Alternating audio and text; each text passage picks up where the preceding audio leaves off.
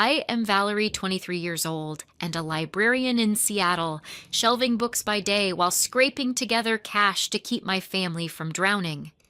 For 3 years, nearly half my paycheck disappeared every month into expenses I barely questioned, into needs no one fully explained. And yet the longer it went on, the more I sensed something unspoken waiting underneath.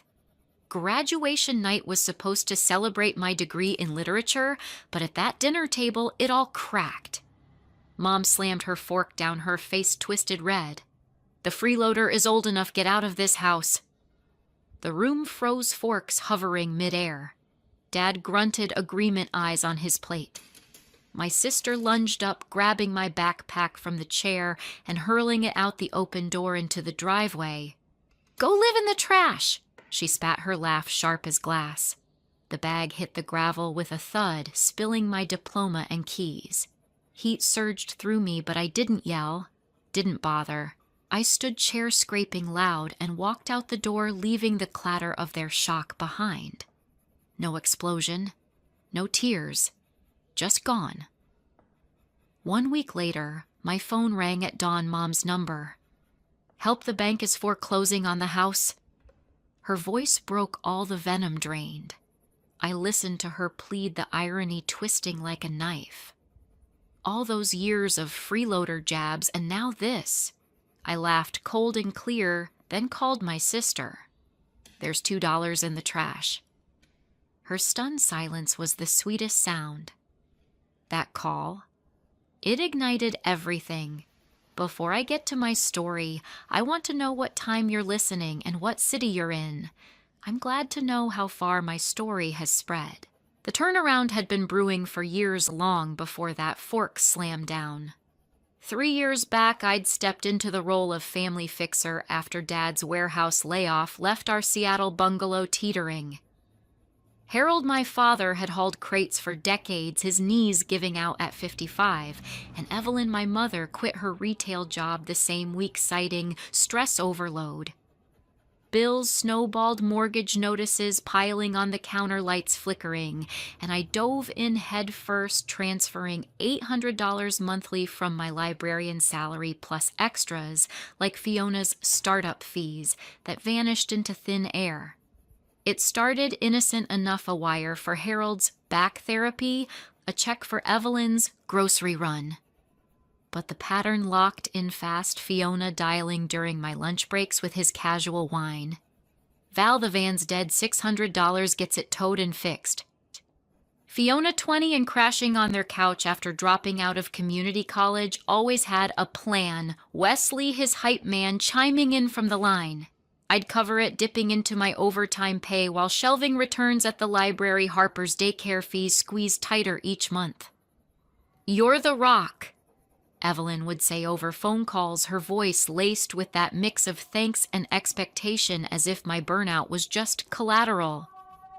Dr. Nolan, my therapist, I'd squeeze sessions into after a panic attack mid-shift, leaned back during our first talk, notepad in lap.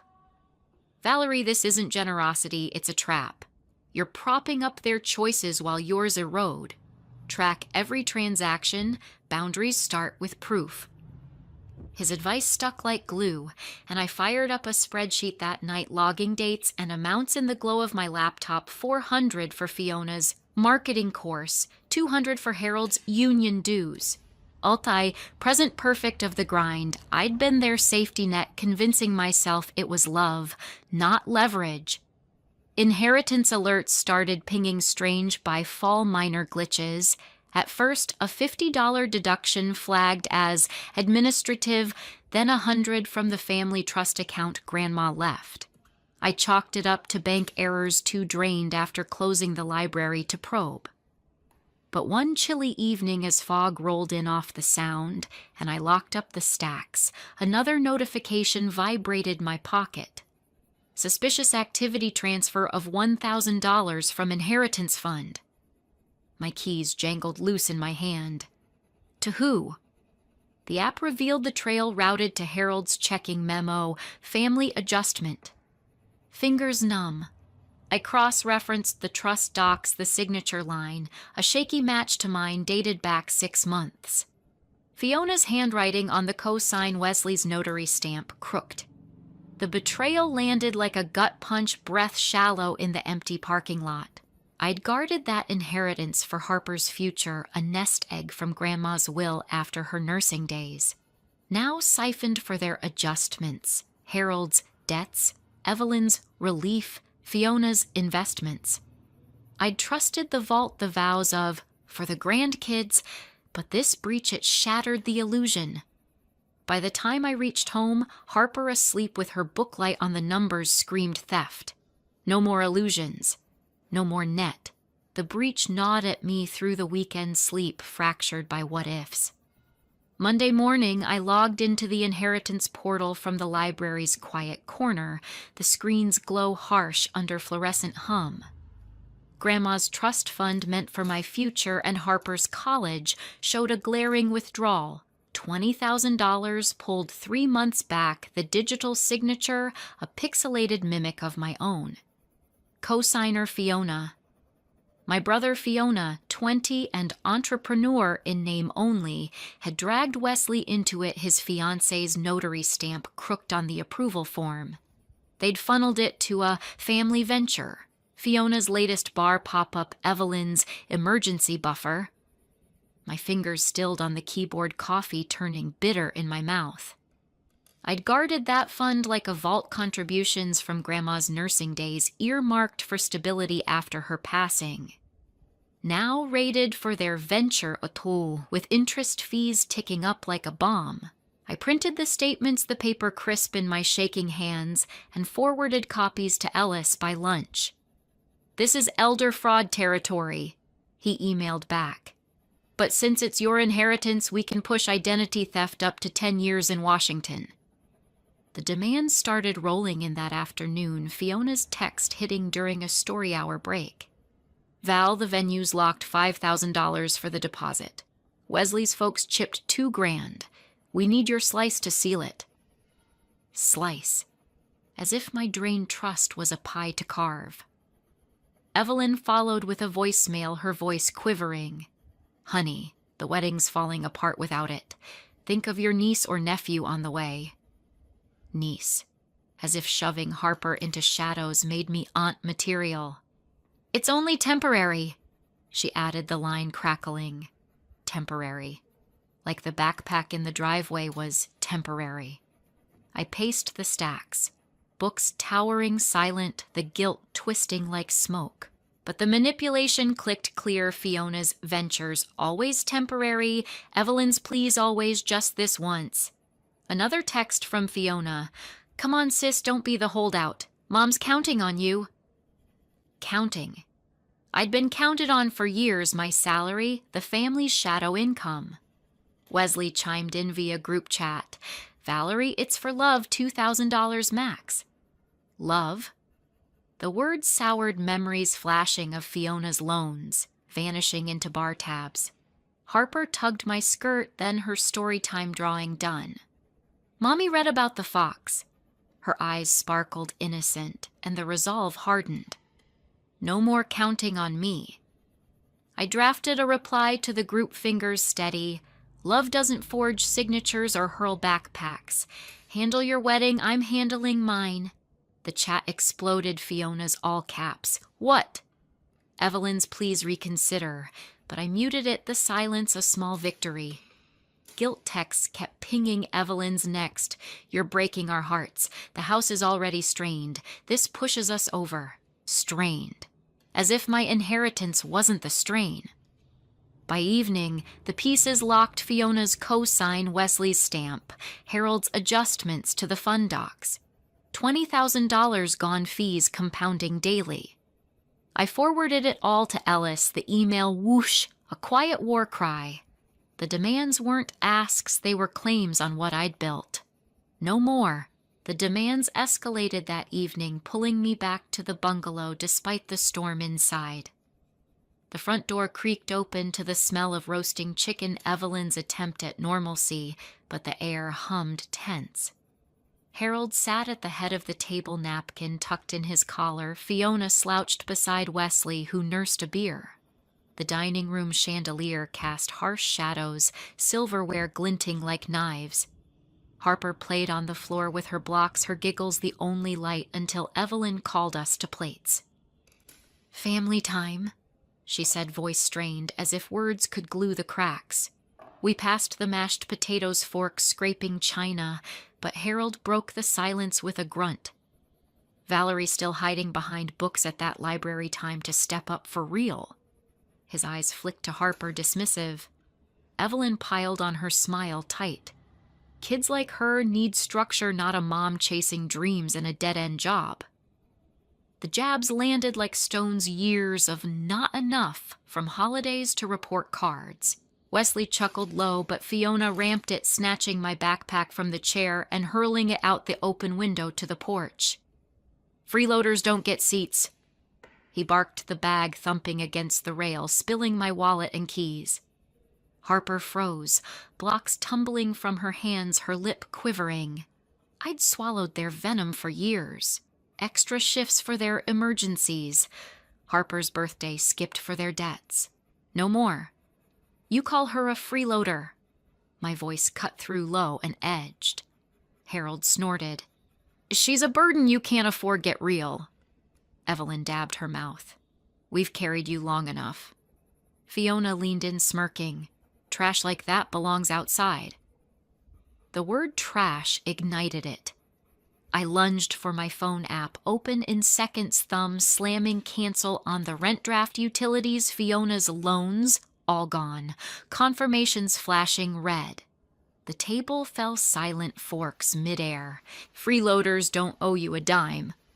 I hissed, eyes locking on each, Harold's jaw slack. Evelyn's napkin dropping, Fiona's smirk cracking. Harper whimpered and I scooped her up, her small arms around my neck. Wesley stammered, "Val, wait, this is crazy." Harold bolted up, chair crashing. "You can't cut us off, the mortgage bounces tomorrow." Evelyn's tears flowed instant. "How could you hurt us like this?" Hurt them. As if the backpack in the mud wasn't hurt enough. Fiona jabbed a finger. "You'll regret it, crawlback." Broke. Threats flew, but I was already moving Harper on my hip backpack snatched from the porch. I paused at the door, rain pattering outside. "Figure your mess out."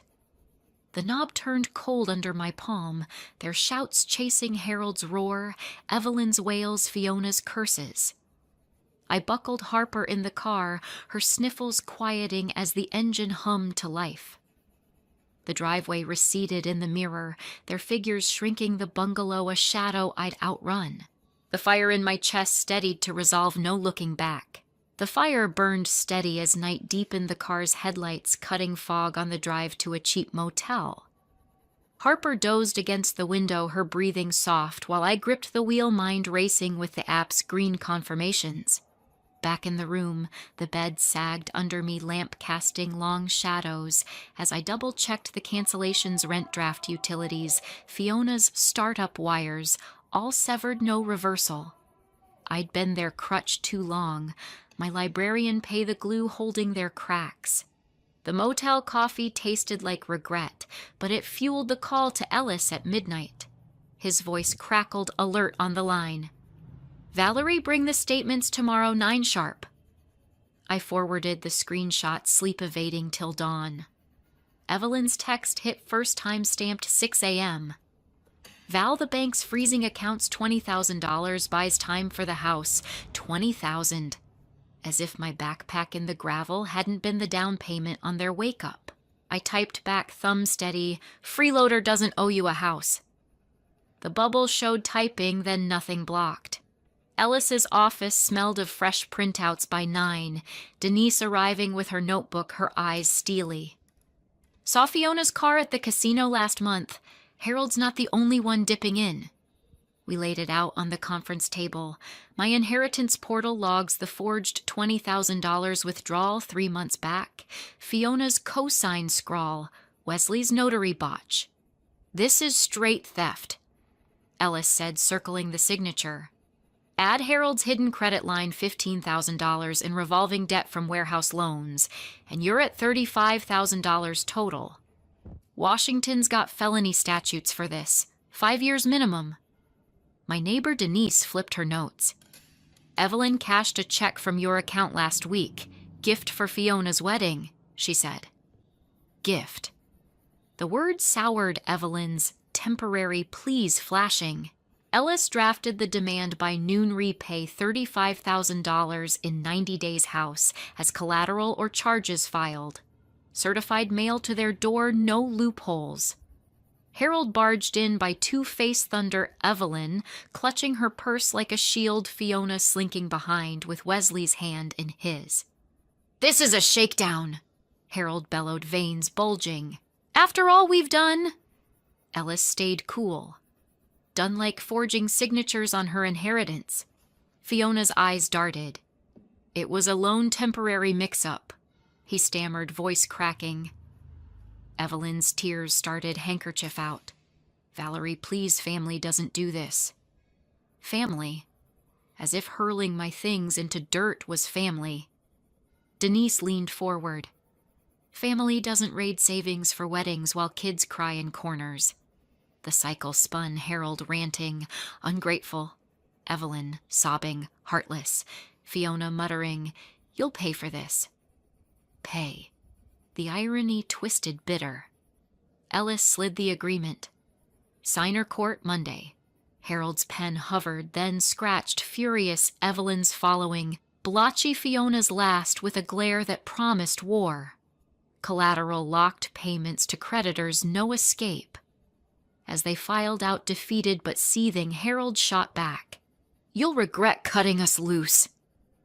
Regret I'd regretted staying too long. The door clicked shut, the room quiet at last. Quiet didn't last, the silence shattering by midweek with Evelyn's calls flooding my voicemail. "Valerie, the bank's seizing assets, bounced checks everywhere. We need $15,000 to stop the bleed." 15,000. As if my backpack in the mud hadn't been the first bleed. I let them stack the red notifications, a grim tally, while Harper's laughter from her playdate downstairs drowned the buzz. Fiona cracked first, showing up at the library during my break, his face gaunt under the fluorescent hum. "Sis, talk to me, this is insane." We stepped into the staff room, the coffee pot gurgling like a bad omen. He paced the narrow space, hands raking his hair. The guarantor clause on Dad's old line. "It's hitting us now, $15,000 more in penalties, all tied to your name." Penalties. The word hung Evelyn's temporary loans from the family trust unraveling into this. I signed because Wesley pushed, said it was for our future, the wedding venue hold. Partial truth, his eyes avoiding mine, the cosign I'd spotted in the portal now confessed in whispers. "Mom knew too, thought you'd bail us out like always." Bail. As if Harper's tears were a deposit.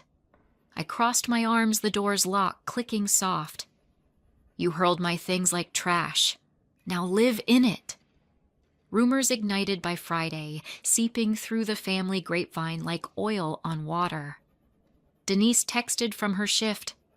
"Aunt Rita called Harold, spinning you're the ungrateful thief, hoarding inheritance while we starve." Reputation shredded in chain emails and group chats. Evelyn posting veiled hard times from betrayal on her social feed. Harold muttering to cousins about my cold heart. The isolation crept in, old friends side-eyeing at the grocery, but it armored me too. I've shelved returns alone, so this echo felt sharp but survivable. Financial dominoes toppled next, the guarantor debt unearthed in Ellis's follow-up audit, $15,000 tacked on from Harold's union advances, all looped back to the bungalow. Wesley bailed by weekend, his text curt, "Can't marry into this mess." Fiona's wedding venue canceled deposits, lost to fees, his barista shifts cut short after the scandal hit his boss's ears. The family split widened, Fiona blaming Harold in frantic voicemails, Evelyn pleading with me through blocked lines. "He's crumbling. Help us fix this." My advisor Nolan met me Monday, his office overlooking the sound charts spread wide. Total exposure $35,000 cleared means your salary rebounds fast emergency fund in 6 months, even a vacation jar. His breakdown grounded me projections mapping my librarian pay to stability, no more shadows. We sketched it, trim subscriptions, boost 401k scout, that Capitol Hill studio I'd eyed.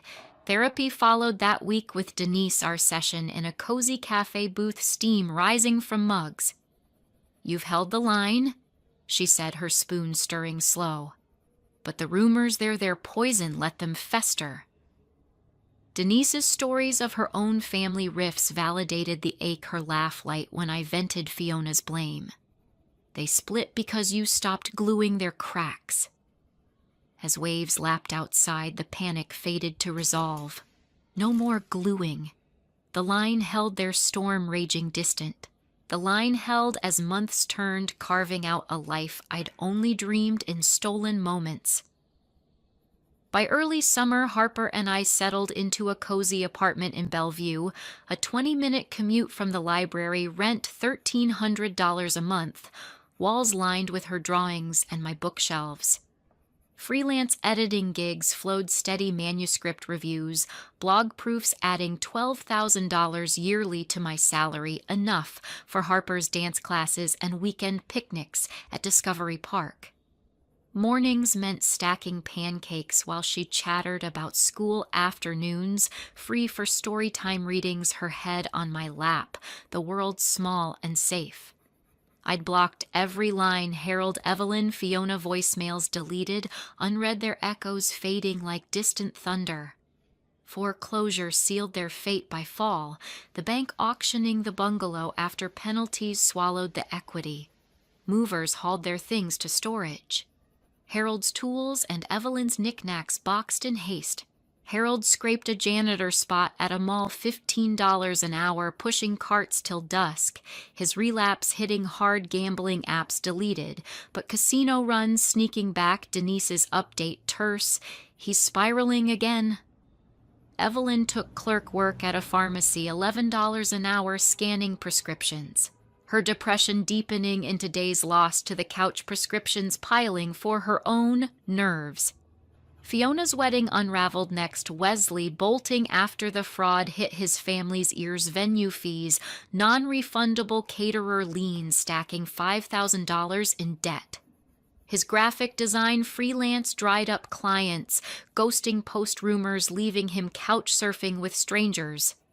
The irony sliced clean, they'd yelled, "Freeloader, get out," hurled my backpack to the trash, but now they begged in their own refuse, Harold pleading with old coworkers, Evelyn whispering to aunts for loans, Fiona posting temporary setback on feeds no one liked. I'd scroll Harper's art on my fridge, her crayon sun smiling bright, and feel the chains loosen. I'd been their scapegoat, my pay the family's ghost income. No more. 6 months on in our sunlit kitchen, I watched Harper glue glitter to a paper crown, her tongue out in focus. The apartment hummed with ours, coffee brewing, books open, no shadows of freeloader jabs. Family isn't obligation, it's mutual lift. They called me trash, but Harper's my treasure and I'm hers. That's the truth. Dignity demands you drop the dead weight. Toxic family drains, cut it off and you flourish. Your worth isn't what you give, it's who you are. If you've ever been the family's freeloader, know this: walking away isn't cruel, it's the kindest thing for your soul. Share your story below. What trash did you leave behind?